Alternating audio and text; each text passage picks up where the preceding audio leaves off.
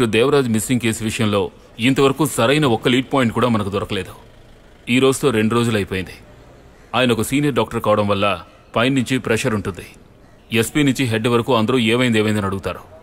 అంతేకాకుండా ఇప్పుడు ఆ అమ్మాయి ఇంట్లో జరిగిన ఇన్సిడెంట్, ఆ డాక్టర్ మిస్ అయిన రోజు రాత్రి అతను పంపించిన మెసేజ్ని బట్టి చూస్తుంటే ఈ 2 ఇన్సిడెంట్స్కి ఏదో కనెక్షన్ ఉన్నట్టుంది. బట్ సార్, రీతు ఇంట్లో ప్రవేశించింది డాక్టర్ అయ్యుంటే ఆ అమ్మాయి అడిగినట్టుగా దానికి ఒక కారణం ఉండాలి కదా సార్. వాళ్ళిద్దరి మధ్య ఎలాంటి ప్రాబ్లం లేదని కదా ఆ అమ్మాయి చెప్పింది. అంతేకాదు, మనం తన కాల్ లిస్ట్ని కూడా చెక్ చేశాం. అలాగే డాక్టర్ గురించి తన కొలీగ్స్ని, తెలిసిన వాళ్ళని మనం విచారించాం కదా. ఆయన భార్య బిడ్డలంటూ కుటుంబమే జీవితంగా బ్రతుకుతున్న వ్యక్తి అని చెప్పారు. ఆయన ఎందుకు హత్యా ప్రయత్నం చేస్తారు సార్?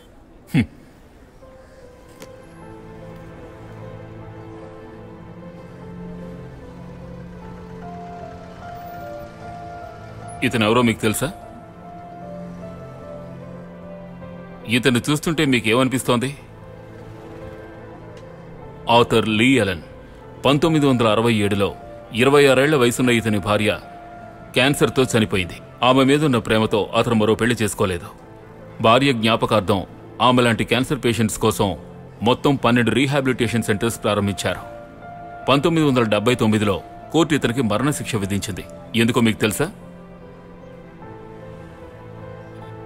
ఆ కాలంలో న్యూజెర్సీలో మిస్ అయిన 15 నుంచి 20 ఏళ్ల వయసున్న 12 మంది అమ్మాయిల్ని ఈ వ్యక్తి దారుణంగా రేప్ చేసి చంపేశాడట.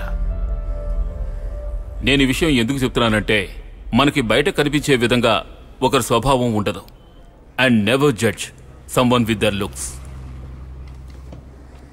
సో ఇక్కడ మన కేసులో మనకిప్పుడు ముఖ్యంగా 3 ప్రైమరీ సస్పెక్ట్స్ ఉన్నారు. ఒకరు రితు ప్రొఫెసర్, ఇప్పుడు మిస్ అయిన doctor Devaraj.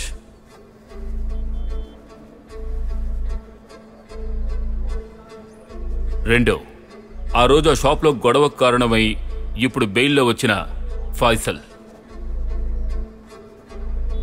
3, Ritu boy friend and fiancée అయినటువంటి సంజయ్. ఈ 3కి ఉన్నటువంటి ఓ కామన్ లింక్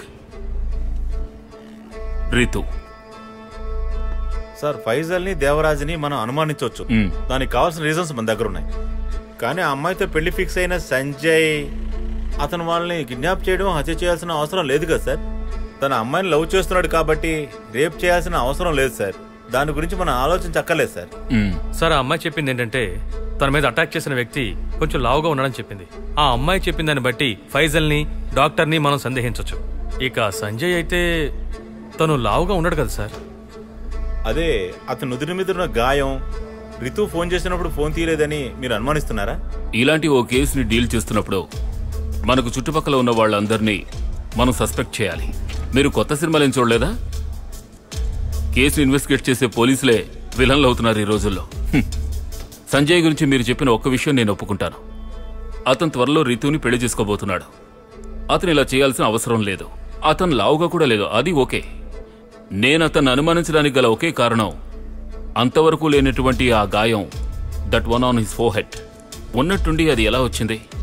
అందుకు అతనిచ్చిన ఎక్స్ప్లెనేషన్, దాని గురించి ఎంత ఆలోచించినా ఐ కాంట్ డైజెస్ట్ దట్.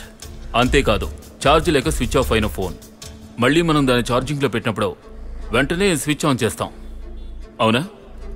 మీకేమనిపిస్తోంది? అది కరెక్టే సార్. అలా చెప్పడం కుదరదు సార్. నేను కూడా చాలాసార్లు మర్చిపోయాను సార్. అది నిజమే. ఈ ఒక్క విషయాన్ని బట్టి మనమేమీ చెప్పలేం. కారణం, వీఆర్ ఆల్ హ్యూమన్ బీయింగ్స్. ఎప్పుడైనా సరే మరుపు, ప్రమాదాలు జరగచ్చు. చాలా కన్ఫ్యూజన్గా ఉంది సార్. దీని వెనక ఉన్నది ఎవరో కనిపెట్టడానికి మనకిప్పుడు 2 దారులున్నాయి. క్రైమ్ సీన్లో మనకు దొరికినటువంటి బ్లడ్ స్టెయిన్ గ్రూప్ మన సస్పెక్ట్స్లోని ఎవరి బ్లడ్తోనైనా మ్యాచ్ అయితే మనం వెతుకుతున్న క్రిమినల్ అతనే. అమీర్ సార్, వీరిలో సంజయ్, ఫైసల్ బ్లడ్ గ్రూప్ ఏమిటో నాకు తెలుసు.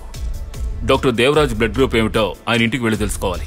And make sure you know it with trust worthy source. Okay.